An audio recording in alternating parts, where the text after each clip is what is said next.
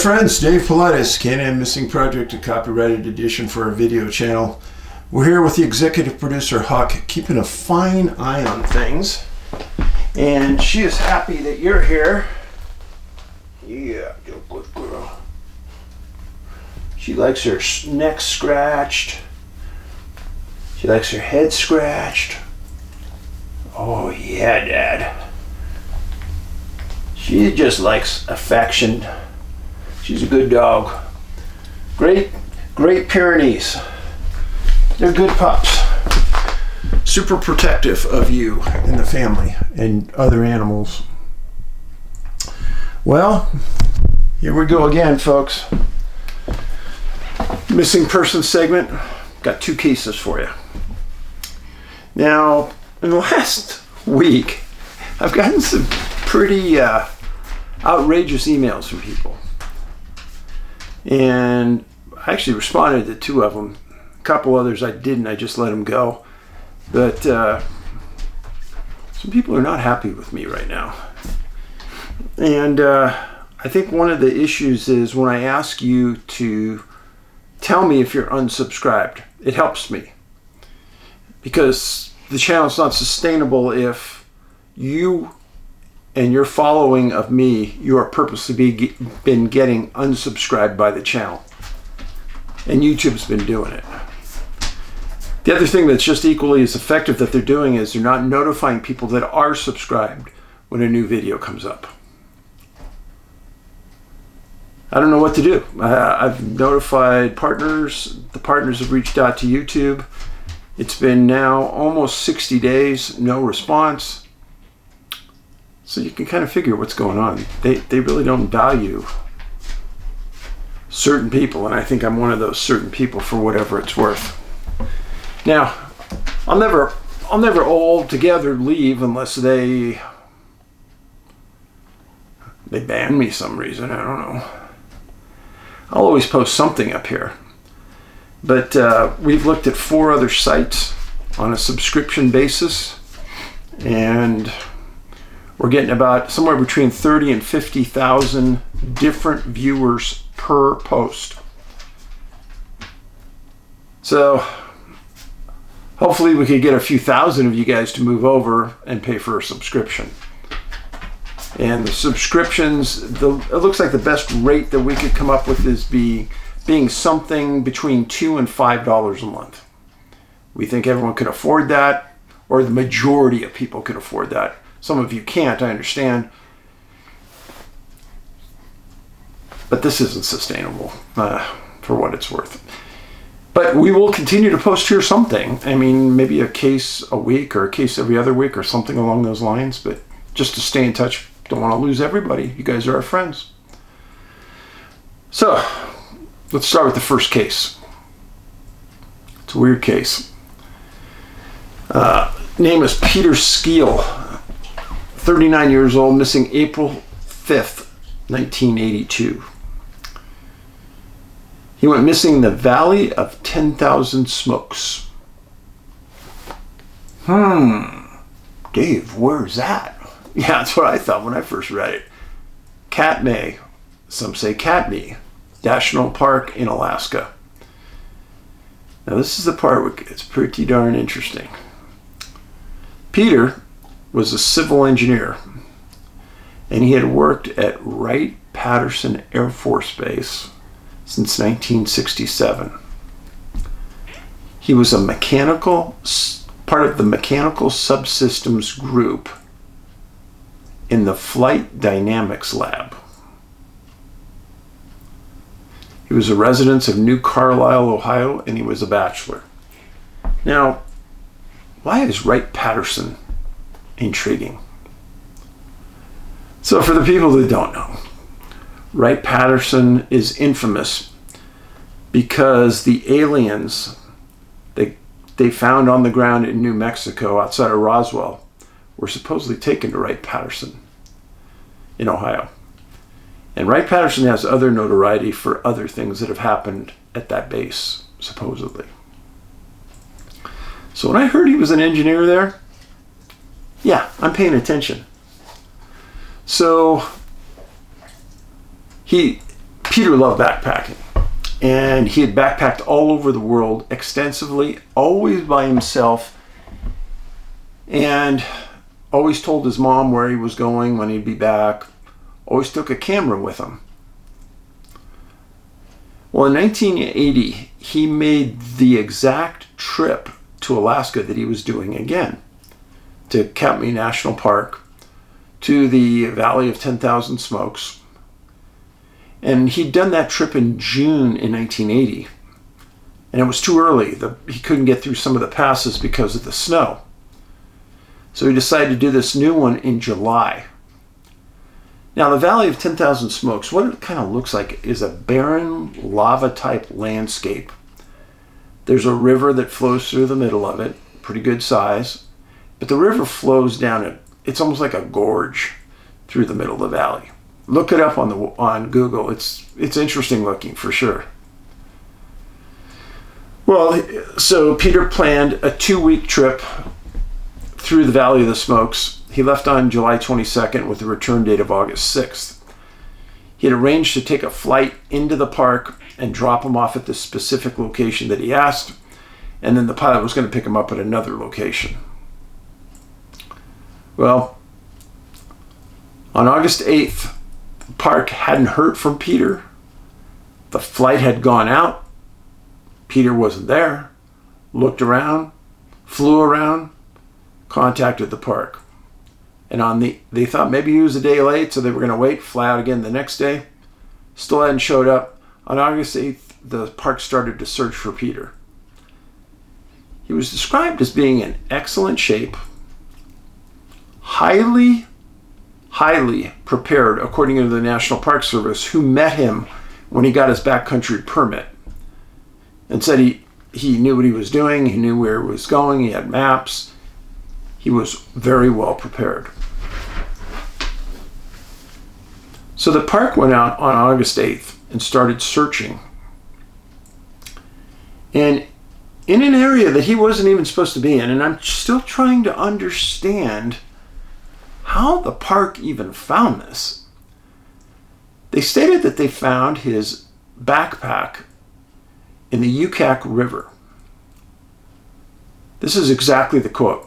It was emptied of clothing and cooking utensils. What does that mean? It was emptied of clothing and cooking utensils. Okay. Park Service said that Peter had left his cash and his plane ticket at the NPS Lodge when he departed. He was last seen by a hiker on July 31st near the Leyte River. Leyte. So NPS said it's called the Leith River. On August 21st, NPS stated that he should have been hiking along that Leyte River Gorge. And because of NPS staffing shortages, they only had 4 full-time staff for the entire park and 10 seasonal rangers. So they could only allow the seasonal rangers to search once every 3 days. What? What? This is where my view of the Park Service starts to get skewed a bit. I'm sorry. But there's nothing more valuable than human life. Nothing. I don't care what you say. And when someone's life is at risk, don't you pull out all the stops? Maybe put 1 or 2 people in the office in the front, and then shouldn't you put everybody in the field looking? I mean, come on. But they only did it once every 3 days. As of September 1st that year, they have made no progress. On September 15th, it was nearing the end of their season, and they stopped all searching.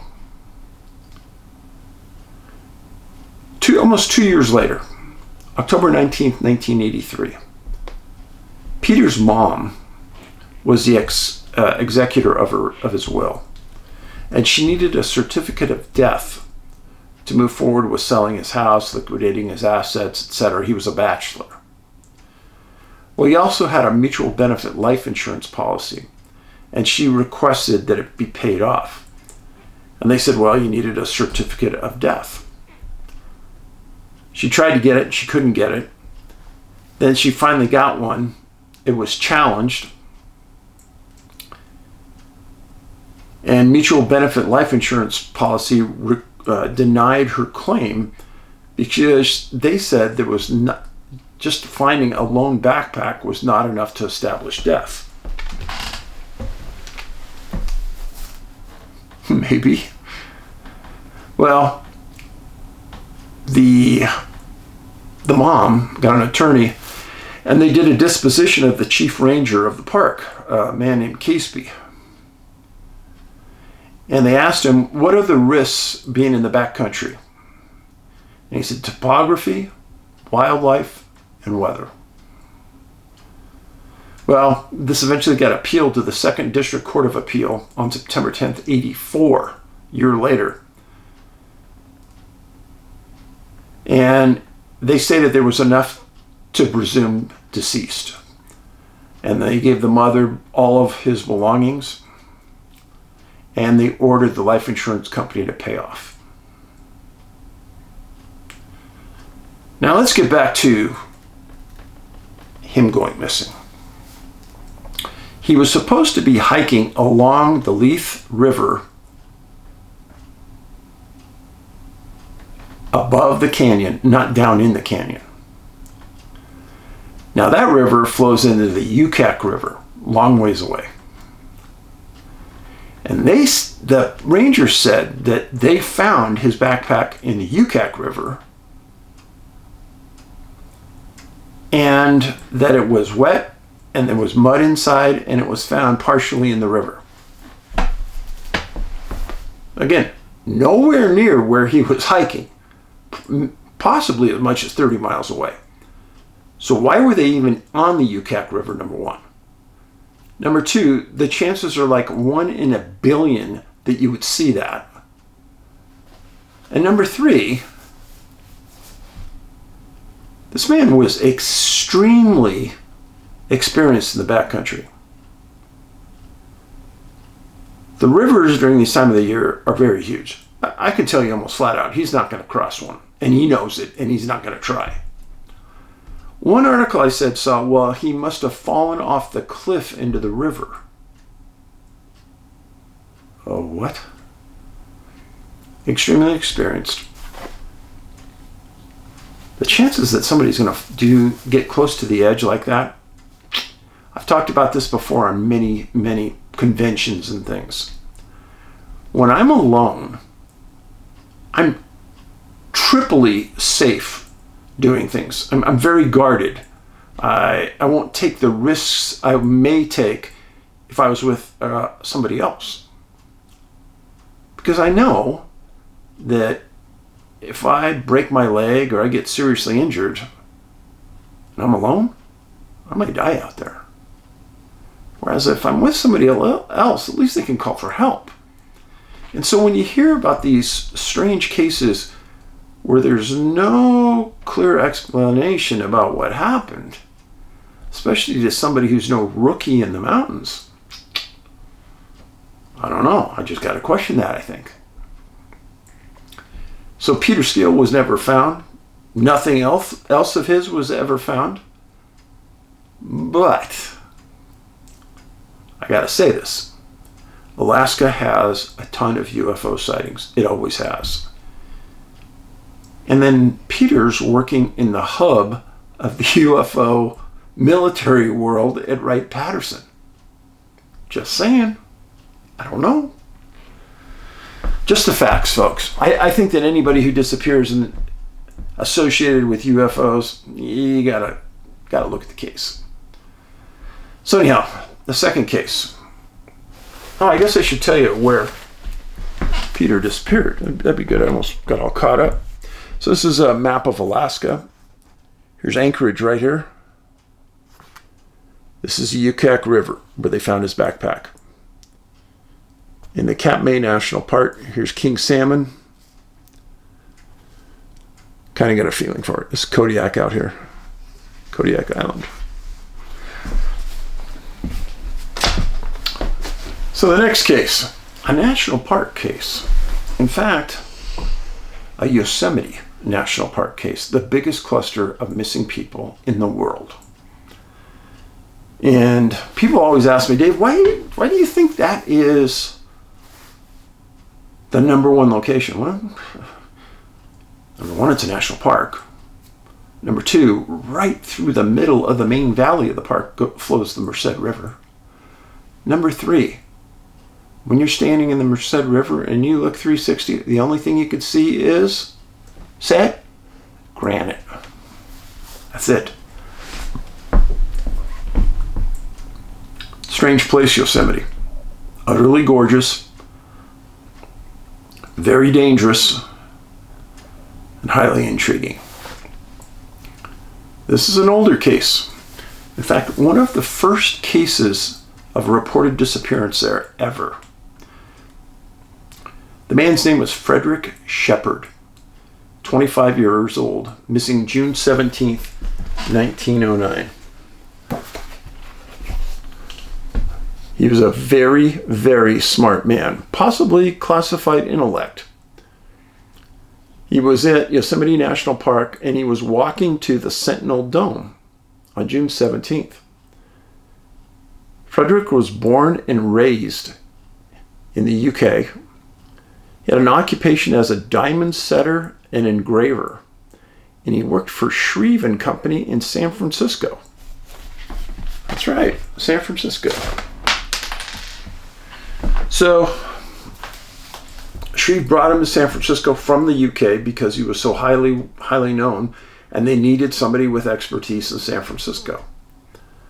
He was staying at the Concord Hotel in downtown San Francisco at 2302 Clay Street. And he was attending night school in San Francisco. Well, he had been working for Shreve for some time. He was very well known, and he got some time off. He was able to travel to the Glacier Point Hotel on June 17th. He arrived, and shortly after he arrived, he was seen leaving the hotel with two women who said that they were going to go to the Sentinel Dome with Frederick. Well, about a mile out from the hotel, the ladies told him that they were going to turn back.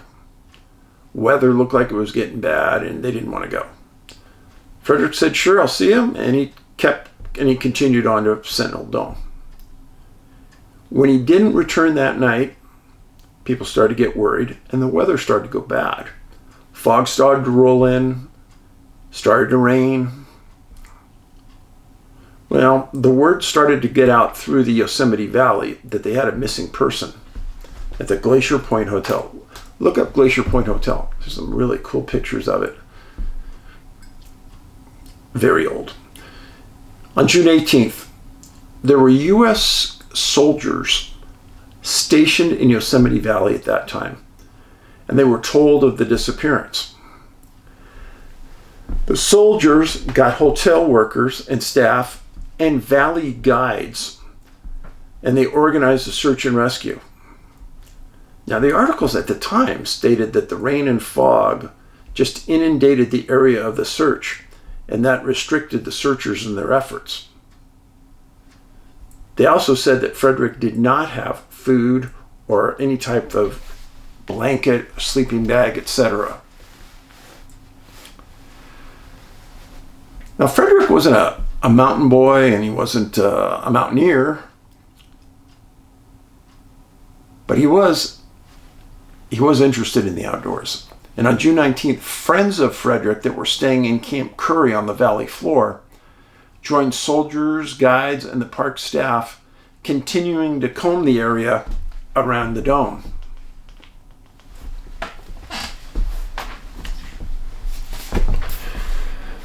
So this is Yosemite Valley right here. This is Sentinel Dome right here. This is the valley floor, and this is just surrounding granite.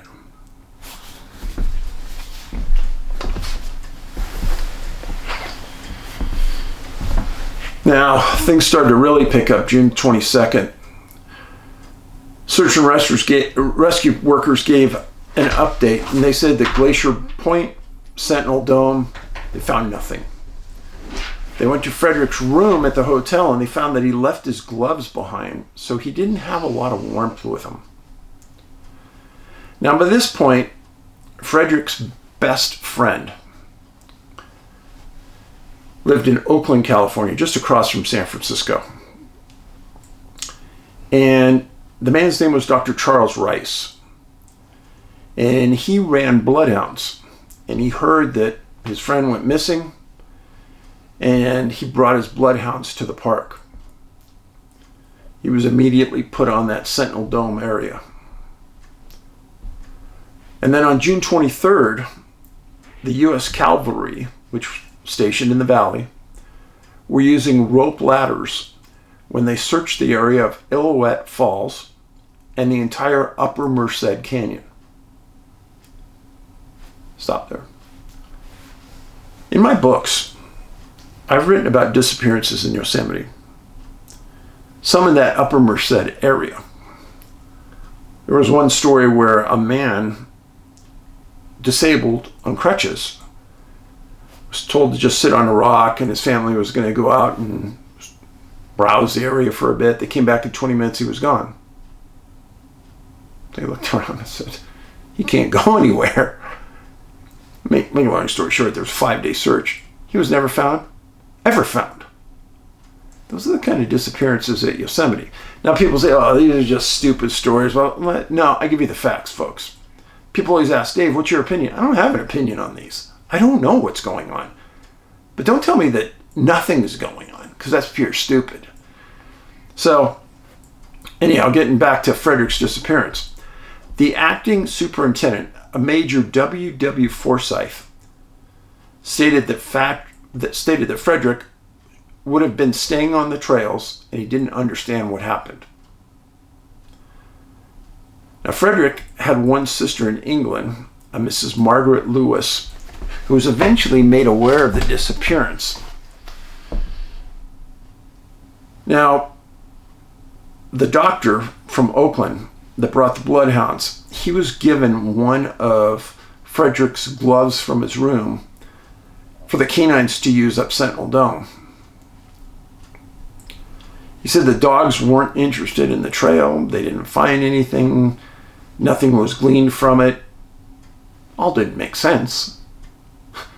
I mean, come on. Maybe Frederick didn't get to Sentinel Dome because the women last saw him en route to the dome.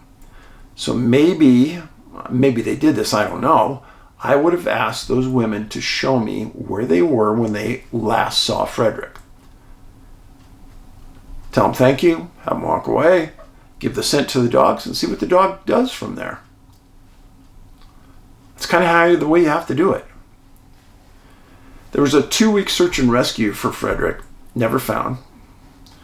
On September 5th, 1909, there was a memorial for Frederick at the Methodist Episcopal Church of San Francisco. And think about this. It's been 115 years. And Frederick's never been found. How is that even possible? Explain it to me, because I don't get it.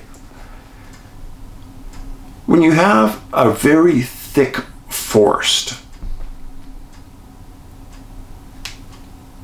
the forest could be hiding bears, mountain lions, that maybe could take you to your demise.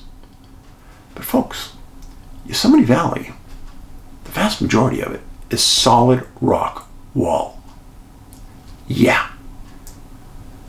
Now I understand how people can fall, but you all have to land somewhere.